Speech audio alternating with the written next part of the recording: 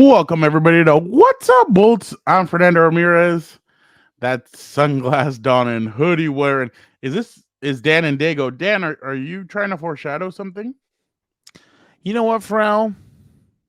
That's an excellent question. Because let me tell you something. Long have I waited. I'm just kidding. The sequels were trash. Let me not use a quote for them. But let me tell you something.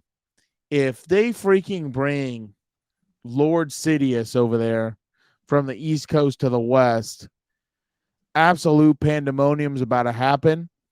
I'll tell you one thing. I'll be the first one to go buy a Charger half hoodie sweatshirt thing or whatever. I'll be the first one to go start chopping off the sleeves of the hoodies.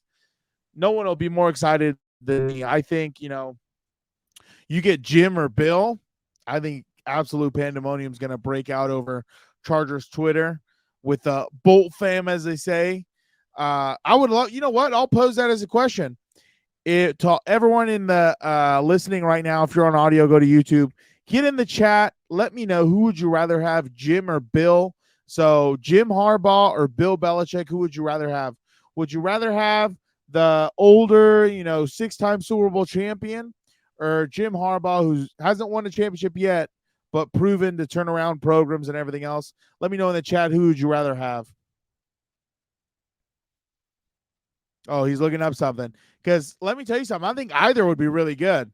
So in my mind, when it comes to Jim, let's go blue, dude. Win a natty, then get your ass out here, just like B. Carroll did. Avoid the suspension. You don't want to be in college, Jim. Come out to LA. That would be nice. You know what I'm saying? Yeah. No, this would probably be the negotiations right here. Oh, yeah. Bill Belichick. Yeah.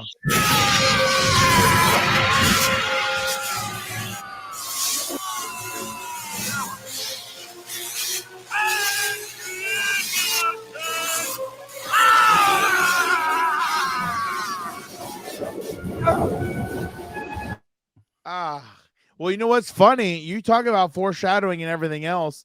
Didn't John Spanos in his thing talk about unlimited something? No, that they have money to spend. Unlimited.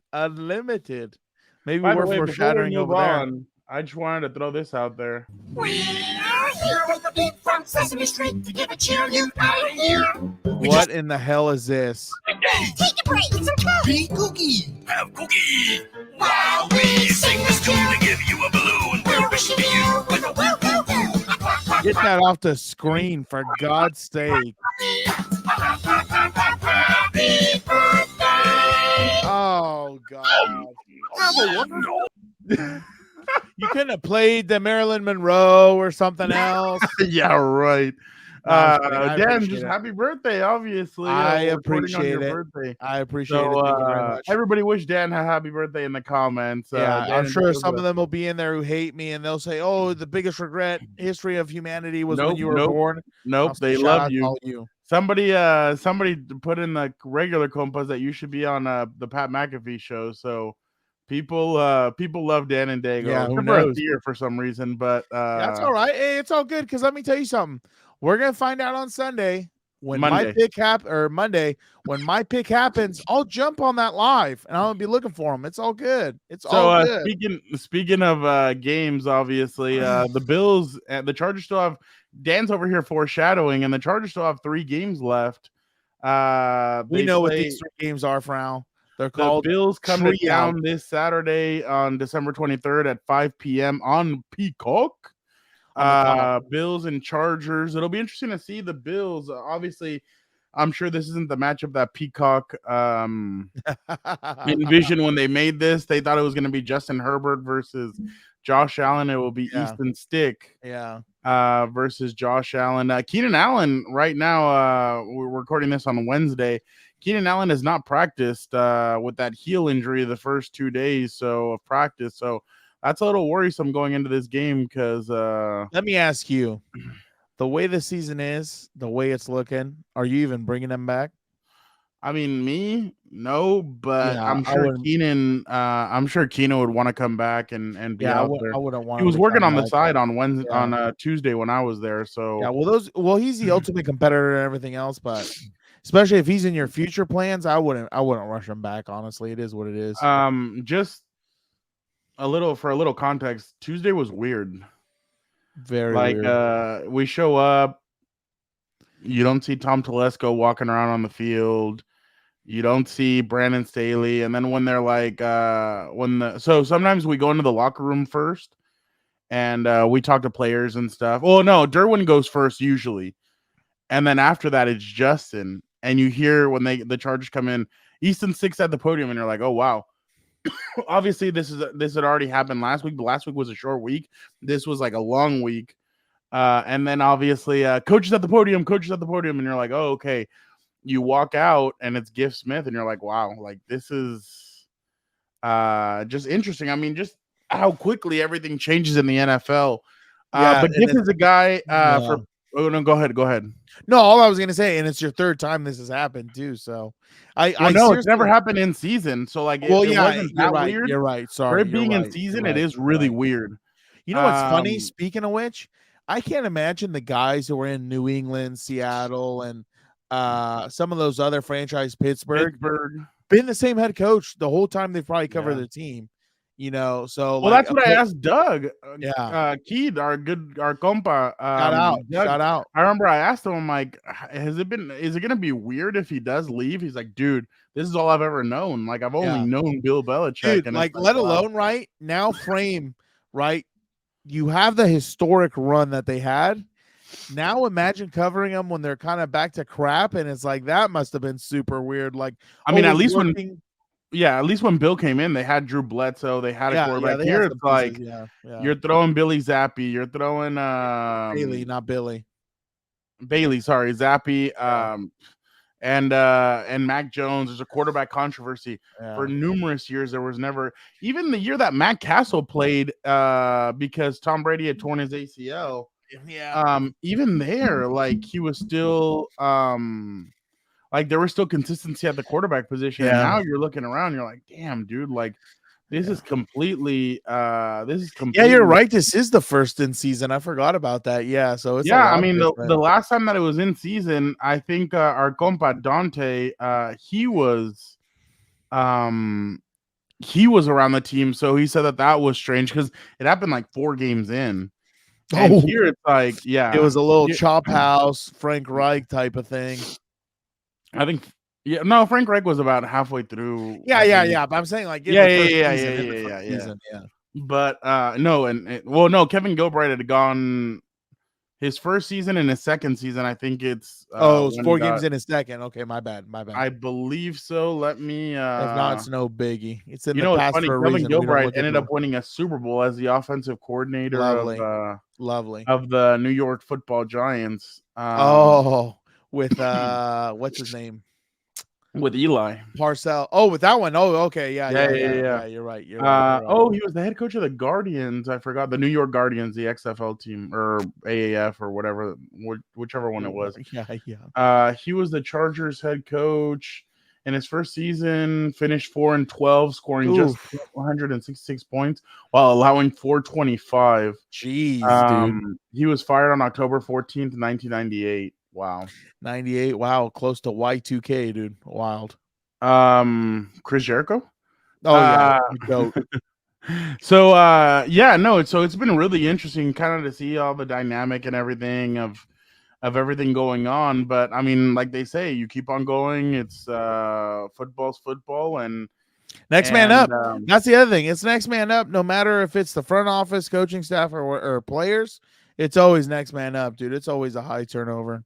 No, and you're 100%. You're 100% right. But you know what? Let's go to Giff Smith. And you know what? Before we get to Giff, Giff is a guy, and you guys know I've been around Joey Bosa for a long time, since 2016.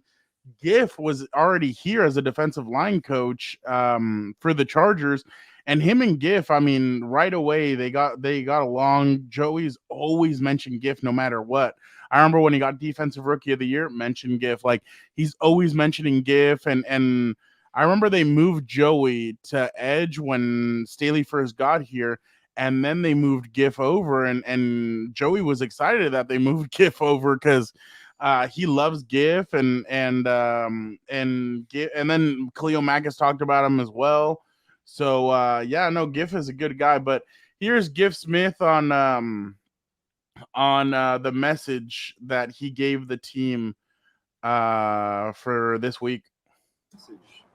Specifically to the team about what happened Thursday night, like in the game, like or what happened last week. Sorry, diving fully into that game and into the tape, or is it the type of game where you can't do that? Considering how it went off the rails, like what's your sort of approach as the interim head coach now as far as addressing that game? We flushed that game, all right, and it's embarrassing. It was embarrassing to everybody involved in it, and that's I take that with me since I'm the man in charge now. But we're moving past that. We got 3 weeks to show the character of the men and the coaching staff that we are to go out there and compete. That's what we're looking to do, is compete right there and try to win these next 3 games. The ownership's totally on board, wants to win right there, and that's huge right there. And that message was relayed to the team. And so we're going out there, and that's everything we're doing is focused on the Buffalo Bills. If Brandon called the defense, now it's going to be Derrick Ansley. Will we see any changes or anything to the style of the defense? There'll be some subtle changes. There's not wholesale changes, but we're going to put the best guys out there in the best position to have the opportunity to stop Buffalo and give us a chance to win. And just flush it down the toilet, Dan. Is that what you would have done? I mean, obviously they're going to take a look at it. And Easton said that they were going to take a look at it just to see some things that they did. But is that what you would do? 100%, because it's like those games, it's no secret. Everyone was there. You know what I'm saying? Nothing went right. So, and of course, I've been a part of those games, this past season, and we shortened our film session up, and we just try and highlight the main points, because it's like you can't beat yourself over the head the whole time, because then it lingers. All it is look, this is what happened. This is what we need to improve on. Boop, boop, boop, boop. Go through a few bullet points, and then you got to hit the reset button, because the thing that people don't understand is there's no time to sulk. Next week, you got another opponent trying to come and kick the hell out of you. And the most important thing now is to try and use it as motivation, as fire, or whatever else, to make sure it doesn't happen again, obviously, because I'm sure a lot of the players were embarrassed that their families that are at home watching this, let alone the fans. Families are at home watching this, and of course, not to get into it again, but we know the Raiders are not a very good team and everything else. So 100%, that's all you can do. Hit the highlights. Boom. We got to move on to Buffalo. 100%. That's all you got to do. And all you can do. Joe Morley would contradict what you just said about the Raiders, but yeah. I'm sure there's other people who think they're still a playoff run in their future, right, and stuff like that. So Joe Morley. But speaking of the Bills are hot right now, Dan. I mean, they almost only counts in horseshoes and hand grenades. There you go. They almost beat the Eagles at the end of that game. Obviously, the Eagles beat them, but then they've gone into Kansas City. They beat Kansas City. They beat down the Dallas Cowboys. Gilberto's Dallas Cowboys. That's right. So they're a good football team, and I think they're starting to figure it out. They've lost Matt Milano, Tre'Davious White. Yeah. They've lost some pieces, but they're getting pieces back. They're starting to learn how to play with each other. And really, what's really gotten them going is James Cook. James Cook has really got it going for their for the Buffalo. The Buffalo Bills right now are 8-6, and they're in the 9th playoff spot. So what does that mean? That means they're from the outside looking in. Yeah. Again, what does that mean? That means that they're going to come in here. Yep. Yeah, they're going to come in here hungry. Dan, like I told Gilbert on regular COMPAS, to me, it's looking like that Sunday night game that always happens at the end of the season. They never name one. No. That Sunday night game, I think, is going to be Buffalo at Miami for the division. You win, you're in. The one that's out is out. So I think that's the way this is kind of gearing up for that game to be. But Buffalo's going to come in here. They're a good football team. We all know what they do well. And you look at this team, and Josh Allen last week only threw for 94 yards, and they still won. Why? Because of James Cook. James Cook in that Chiefs game made the difference. In the game last week, he rushed for 175, made a difference. James Cook, 188 carries, 968, and 2 touchdowns. Josh Allen's the one that has 11 rushing touchdowns on the year to go along with his 26 passing touchdowns, 14 interceptions. He's completing 66% of his passes. And he's thrown for 3,541 yards. Dude, the passing yards are down all over the field. But I asked Derwin, I'm like, hey, what do you know about James Cook? He's like, look, because Derwin went to school with Dalvin Cook, the older brother of and Jets running back Dalvin Cook, who's also Florida State. And he's like, man, he used to bring him. He's like, James is a baller. He's like, Dalvin used to bring him to the facility. He's been around us. He's a great guy, but he's such a dangerous weapon, and he really has been in the past week. So the Chargers are going to have to really clamp down on him. 100%. Like, I think the message in the locker room, if I'm Sean McDermott, is like, don't look at what you saw on Thursday night and think, oh, this is going to be a softball. This is going to be a cakewalk, because just like Antonio Pierce had that same effect on the Raiders kind of in their first game and down the stretch where they seem like a completely different team, the same thing can happen now, because, for all the faults the Chargers have had this whole year and everything else, obviously, as a hyperbole and exaggeration, the shackles are off. They have nothing to lose. They have no real, now if they want to switch things up, there's nothing holding them back. You know what I'm saying? So they can see a completely different defense. They can see a completely different offense. Obviously Moore's still there, Ansley still there, though I'm sure they'll have some of the same. But like it's not going to be the same team that they saw on Thursday night. So I would try and really tell the players, like, hey, this is the type of game where you really obviously hope for no new injuries, because obviously the Chargers aren't playing for a playoff spot. Let's be real about it. They're, fans are saying just lose the next 3 for a better draft pick. Obviously, the players and everybody in the building want to win the last 3 just to show a little fight and everything else. But 100%, the message in the locker room for the Bills is no new injuries, and let's get through this game and put them away at halftime. That way we can get other guys who've been hurt and everything more reps so they can get a little more up to game speed. 100%, they need to run the football. They need to be efficient. They need to be intelligent. Ball security is a number one, where Josh Allen sometimes has had problems with that. And you remember, too, I think, if I remember right, they fired Ken Dorsey in this season and promoted or hired Joe Brady. Joe Brady as offensive Joe coordinator. Brady was the guy that was highly touted after in 2021. He was with the Natty at LSU, wasn't he? I think. Yeah. So it's like the guy knows how to create an explosive offense, clearly, when he has the right players. Obviously, in Carolina is a different thing. It was a dumpster fire with Matt Rule and everything else. For whatever reason, they couldn't make it work.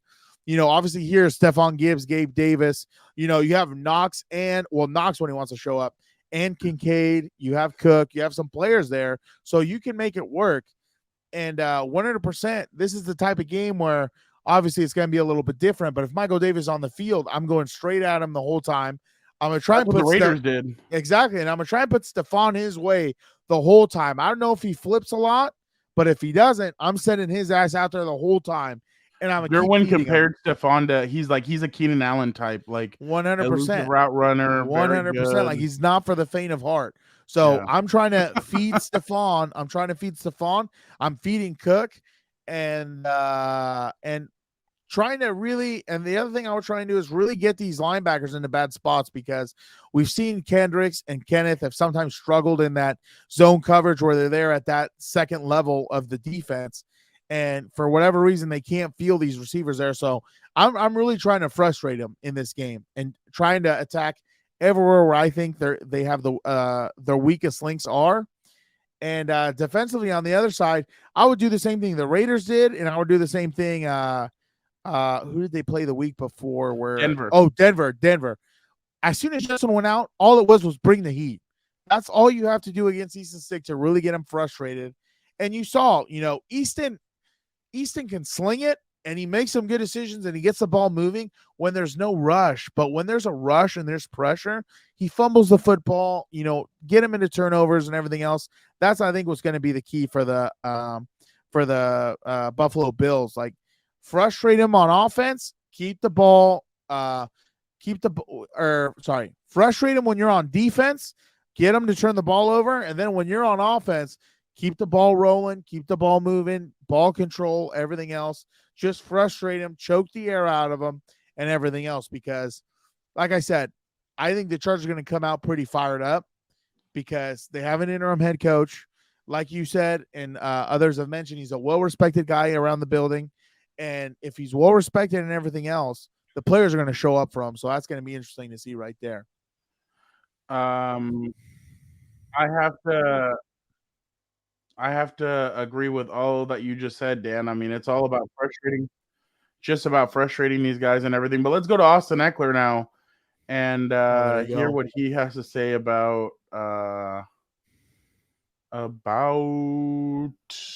everything going on. Yeah, absolutely. And for us, we have each other that we're playing for at this point. It's not looking good for the playoffs, absolutely, but there is still a chance.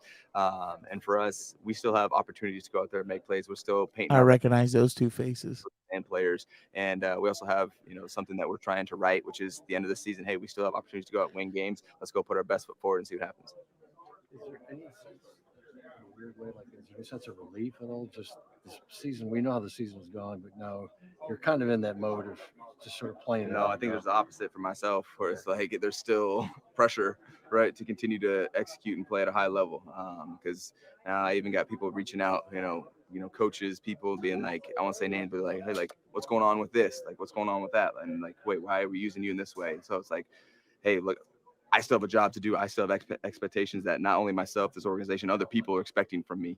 And it's especially important, right? And there's different situations with guys, but like for me, I'm a free agent after this year, and so like I'm still painting my resume of, hey, who is Austin Ekeler?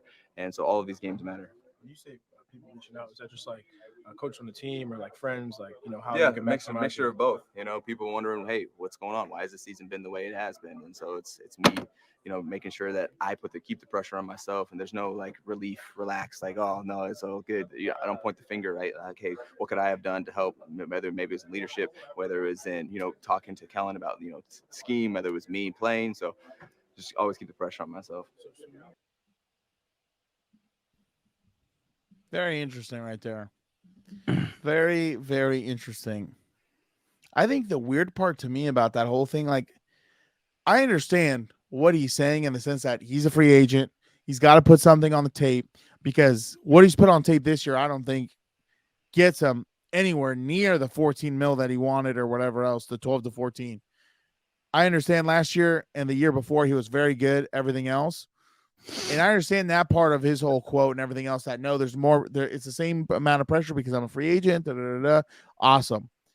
But the weird part to me is like, he's like, coaches reach out to me. Why are they using you in this way? Like, weird to me, number one. Then he like doubles down and he says, because I think someone asked him, if I remember right, if I heard it right, you correct me if I'm wrong.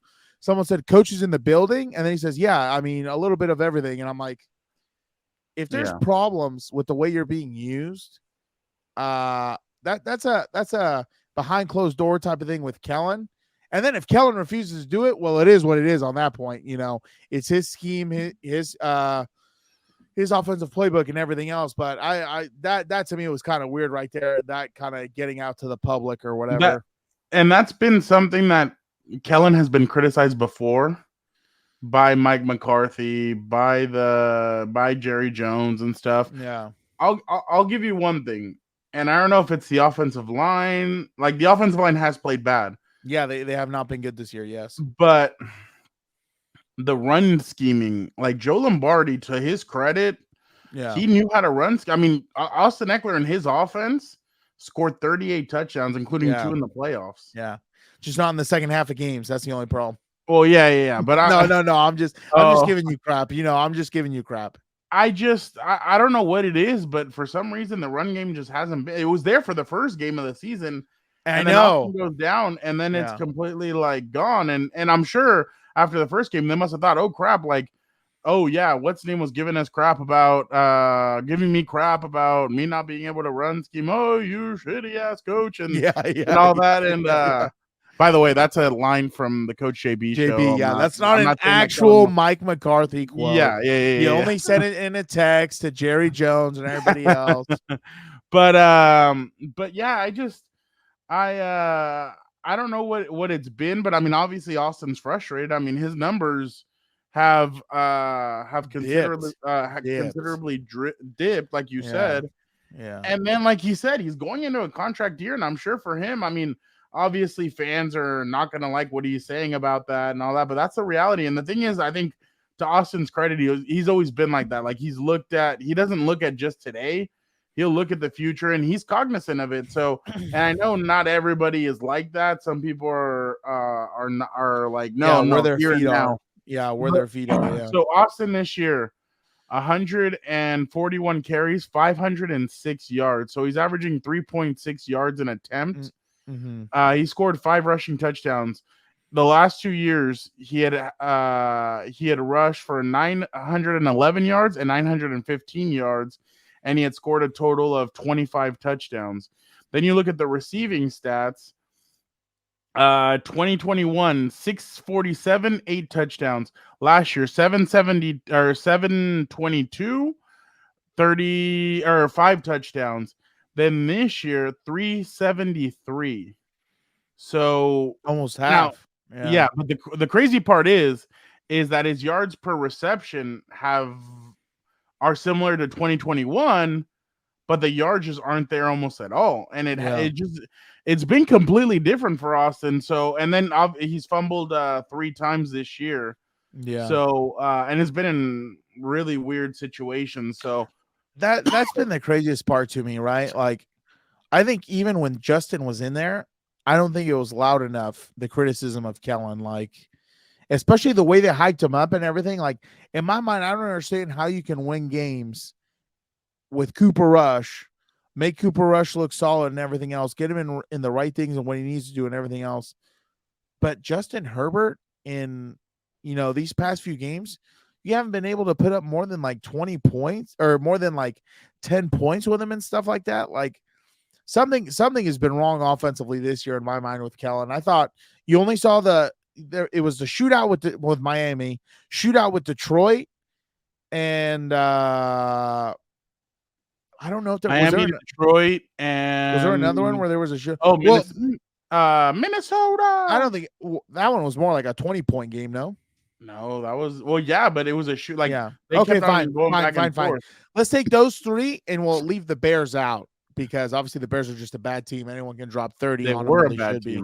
Well, they were a bad team, but that Montez Sweat trade is in my mind, like, that's not like 3 games where you put up over 20 points. I don't know. It's just not cutting it, especially when, like, the defense, like it or not, was keeping them alive in that Sunday night game with the Ravens, and they just could not dial anything up to really try and take it to them. So that's going to be an interesting thing in the offseason too, because is the new guy going to want to keep Kellen and everything else? But let's go now to Khalil Mack. Khalil Mack's an interesting guy, Dan, and I've really gotten to know him these last 2 years. Very interesting when he speaks. Like, you have to listen, because he says the interesting stuff. So he's been a guy that's been around for years. This year, 15 sacks. You know what? No, first let's go real quick to Giff Smith, and he's his position coach, or was. Let's hear what he has to say about the season that Khalil is having. Khalil, 32 years old, the season that he's having, just how would you put that in? I mean, it's amazing, isn't it? I mean, 32 and 15 sacks and dominant in the run game. But I want people to understand, he's a better man than he is player. He's a natural leader. He's a warrior. And obviously, God had a great day with Khalil, and we're proud to have him. But the man is the one that's doing it, and he's been awesome. Couldn't ask for anything better.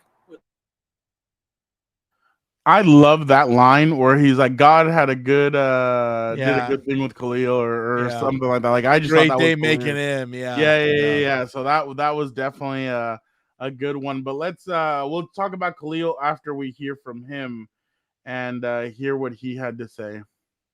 How close you are with Brandon going back to the Chicago days, but just your reaction to everything that went down. Yeah, just understanding what he mean to me, but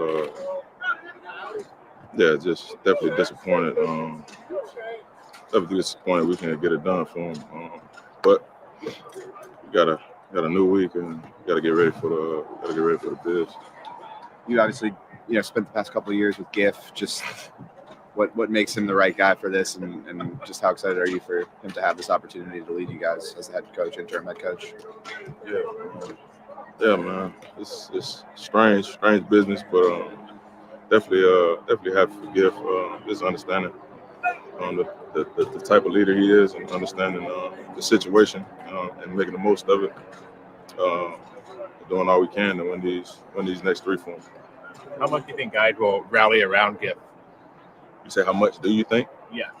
I mean, it's natural, man. It's natural, man. Everybody like Giff, man. Everybody knows what the type of man he is, the type of leader he is. Very honest, very blunt, forthcoming, and so it's definitely what you want in this situation. Not sugarcoat nothing. He letting us know what it is and what we got to get ready for.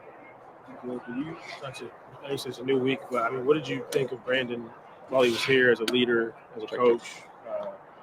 What was he like here? Were you happy with what he did? I mean, as you reflect on his time? I mean, yeah, you can.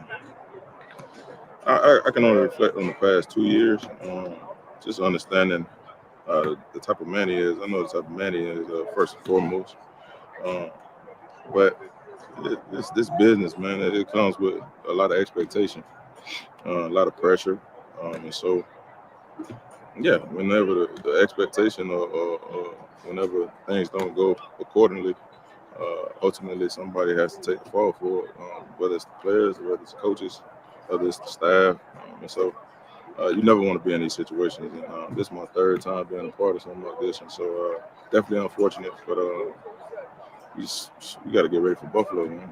Still in the midst of the grind, and so can't reflect too much.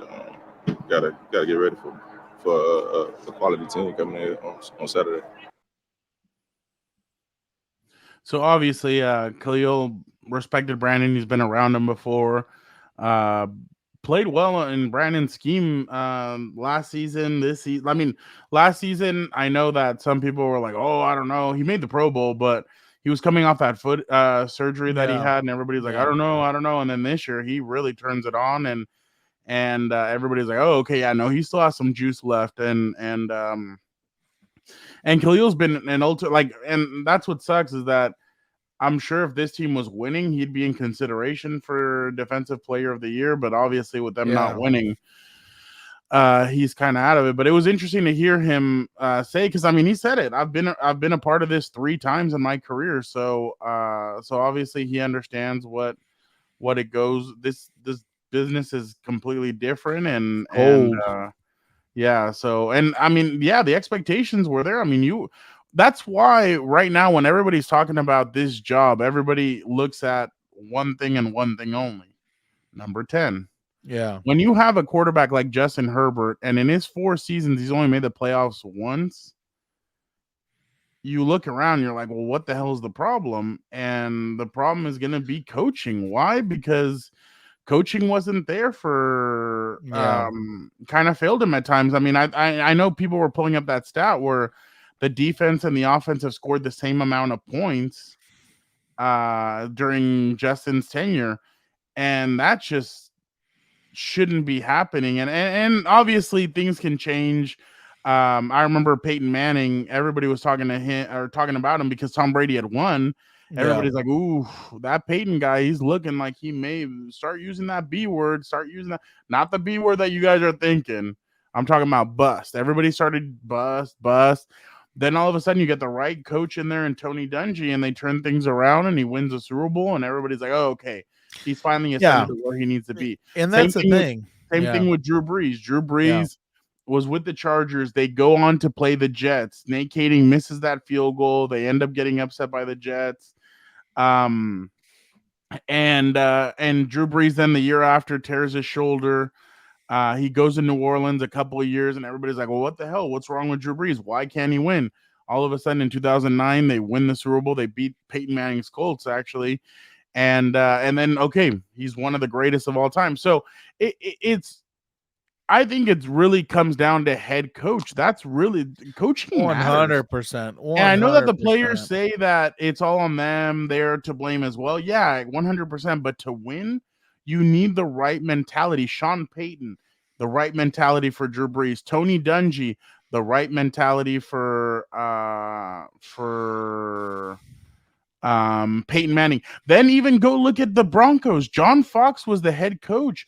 They were blowing teams out during the regular season. Like those Colts teams put up all these touchdowns, did everything. They did so much, and they just couldn't get over the hump. And they're like, well, what the hell is going on? In comes Gary Kubiak, changes everything. Boom, they win a Super Bowl. Yeah. So, and those are just little examples compared to other things. Because, I mean, obviously, we can even look at the Rams and say, well, quarterback matters with the head coach. He had Jared Goff. They go to the Super Bowl. They lose to the Rams or to the Patriots. They switch and they send him to Detroit. In comes Matthew Stafford. They win the Super Bowl. So it's instances like that, but coaching matters. So not trying to get too much out of it, but what I'm trying to say is people are obviously going to look at the tenure of Brandon Staley and been like, dude, it was a failure. Why? Because they only made the playoffs once. They blew that lead. And obviously now it's like, well, where do we go here? Where do we go from here? And obviously that's why this head coaching hire is so critical for this ownership. 100%, because look, just going back to the previous quarterback, he had like 4 or 5 head coaches, God knows how many coordinators and everything else. And it's like that turmoil really just sets you back every single time because it's a new vision, it's a new playbook, it's a new this, it's a new that. You know, you have to have continuity to be successful. So obviously these hires are super crucial, and you need guys who you think are going to be here for 10 years and have the right message and everything else. Obviously for reasons it doesn't end up happening, and it is what it is. You have to move on, but that's why these things are so critical because, you know, again, in my opinion, Ben Roethlisberger only had 2 head coaches. He goes from Bill Cowher to Mike Tomlin, and Mike Tomlin, you know, say what you want, to never have a losing season when sometimes the Steelers didn't even know how to tie on or put their boots on and tie them correctly offensively or whatever else. That to me is super impressive. To see them now fighting for playoff spots and everything else, not a losing season, super impressive. I don't know how people could want him out. Same with the Patriots and Bill Belichick. I understand they have more of a losing record, nothing to play for at the moment, but how they could want him out after so many years of dominance, I don't understand. And that's the thing. It's like, though leadership matters, the vision matters, you know, so 100% they need to get this hire right because you can't have another, you know, Phillip Rivers in the sense that you have 4 or 5 head coaches in his 20 years, because then that's going to probably amount to nothing, more likely than not, because I think if I remember right, he only made 1 AFC championship. Yeah, so 2006, they make it to the divisional. Well, they had a first-round bye. Yeah. And they played that's the Patriots. Marlon McCree one. Yeah. And then the year after that, yeah, they make it to the AFC Championship with his torn ACLs. The year after that, that's when they were 8-8. They beat the Colts. So that's when they started changing things around. Yeah.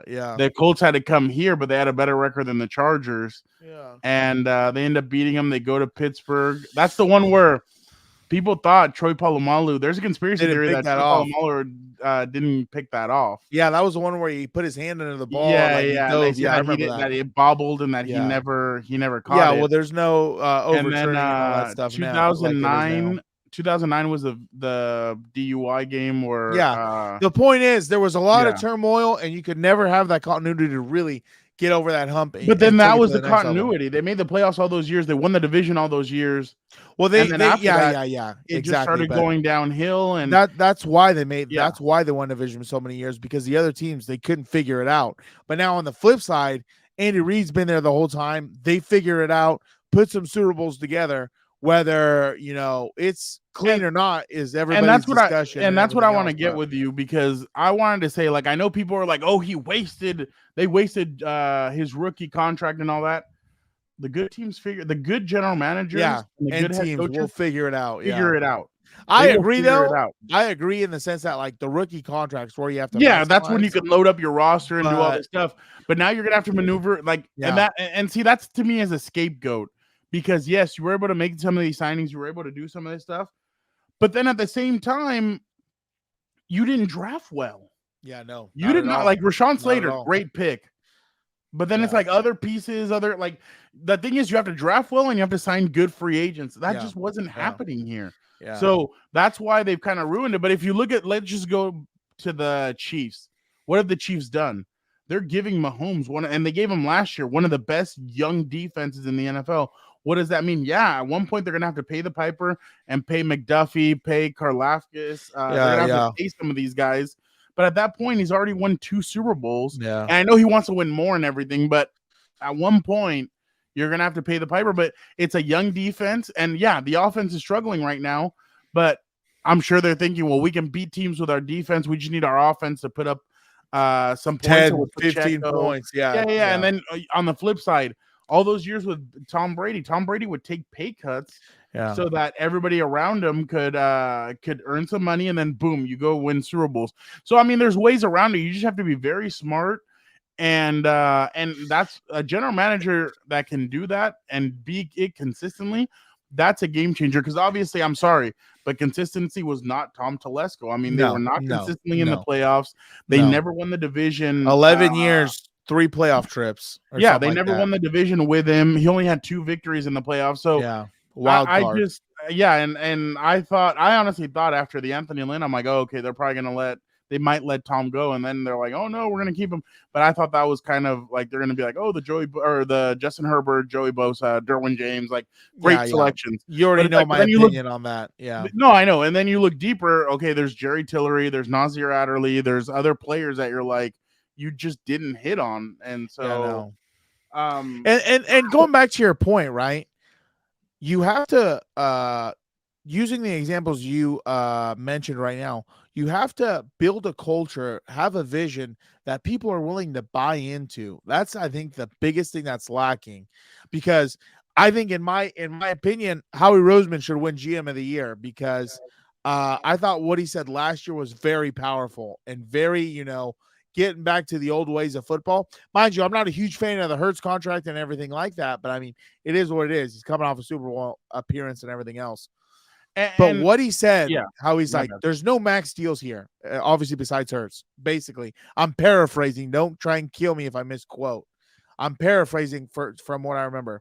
Basically, there's no max deals here. If you want to come here and play here, you will get a contract that we think is fair.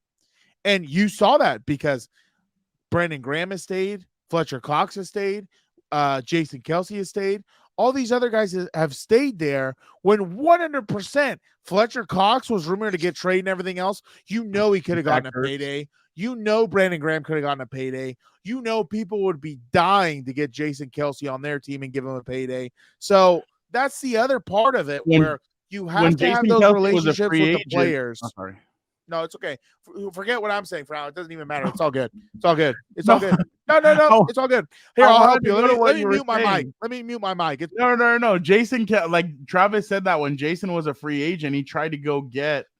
He told the Chiefs, "Hey, let's go get Jason." But then obviously they drafted Creed Humphrey. Yeah. But he's like, go get Jason. Like, and I'm like, damn. I would do the same thing. You bet your ass if we were in the NFL, go get my brother. What are we even wasting time for? I mean, both of them all pros, future Hall of Famers. So yeah, why not? But Jason, the better one, yeah. Hey, you met him. Shout out. He's awesome. I love Jason. Yeah. No, he was awesome. But yeah, Dan, I completely agree with your points, and that's the thing. Sometimes you have to sacrifice to win championships, and that's why you have to see which player. And that's why, even going back to well, I'll get to that in a second. But no worries. You have to have guys that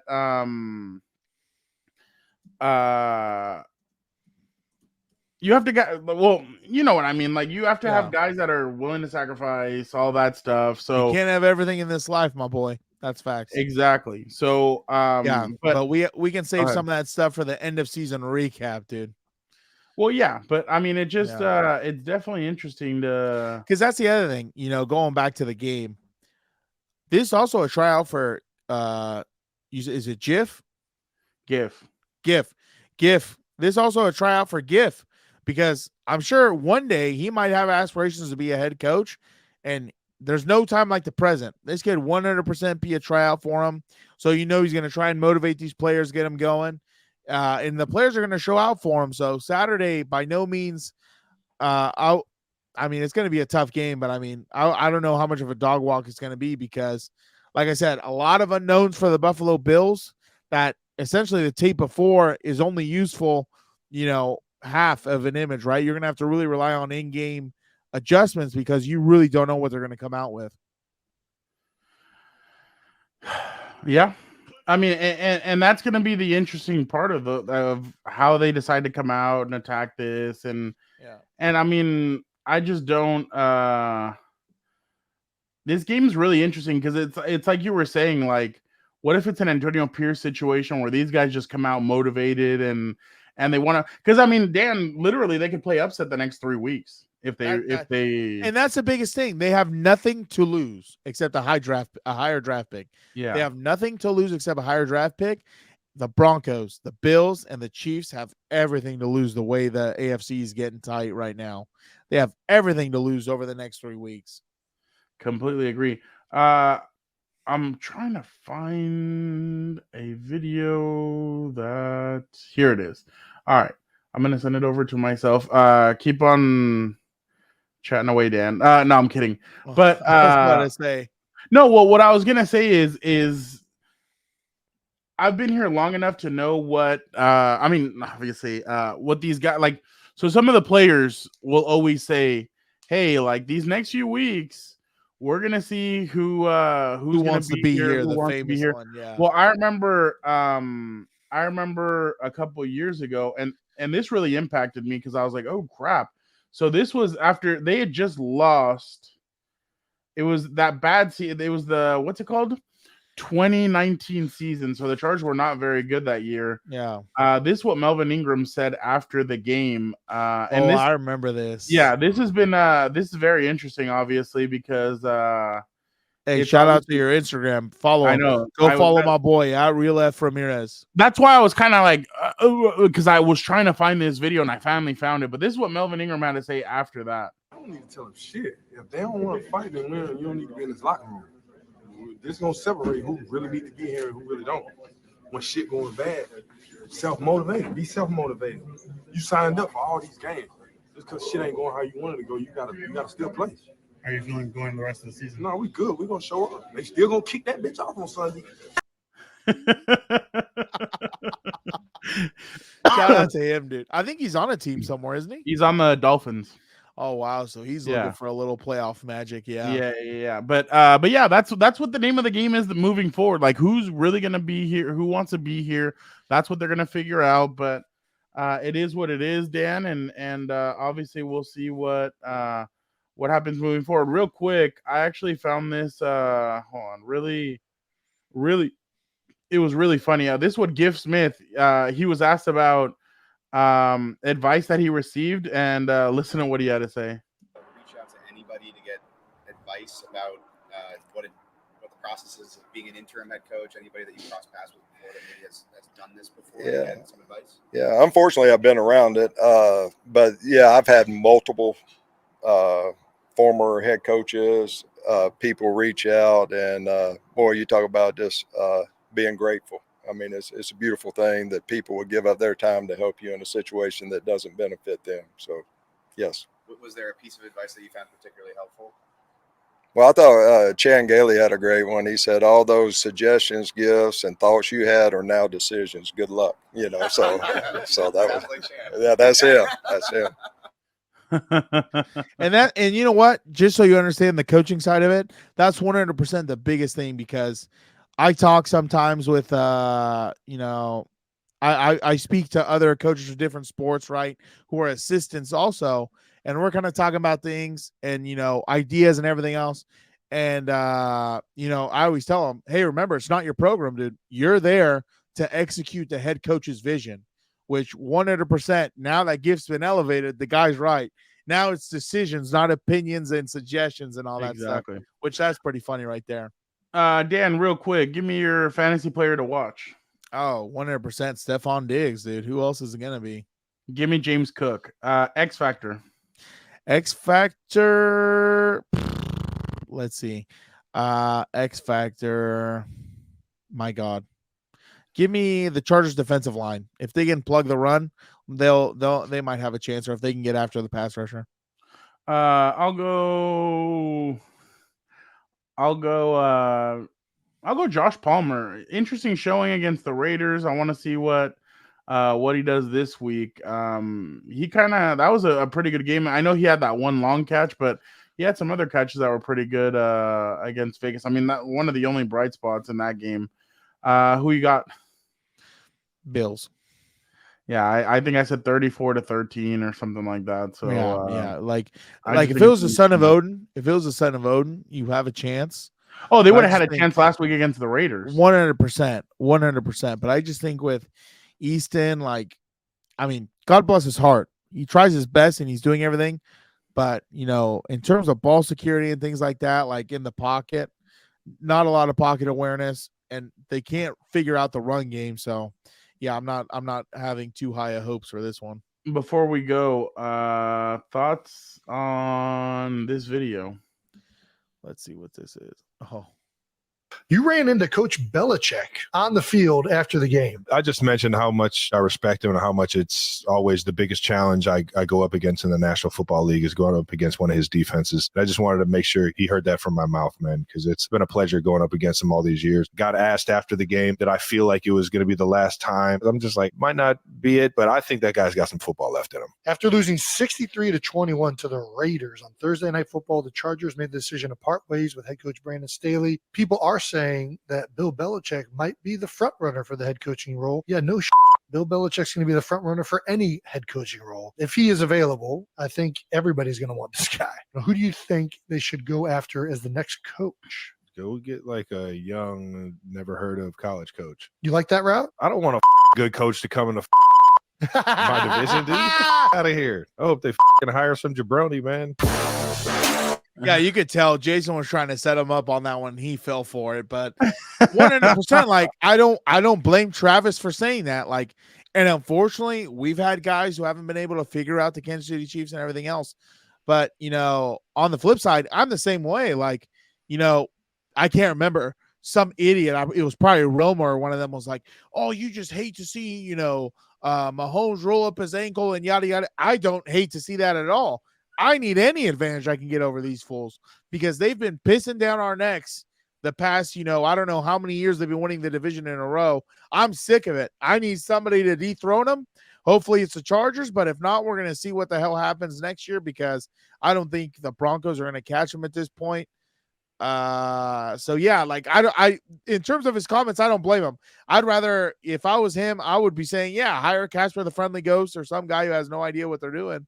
That way it's an easy 2 games and you're on your way to the playoffs every year. But, he says you're grown because of The Rock and all that. Yeah, I know. The Rock's, I'm not a fan of The Rock either, but I don't blame him for saying Jabron. We've had some Jabrons in there who have been able to figure it out. So it is what it is on that one, dude.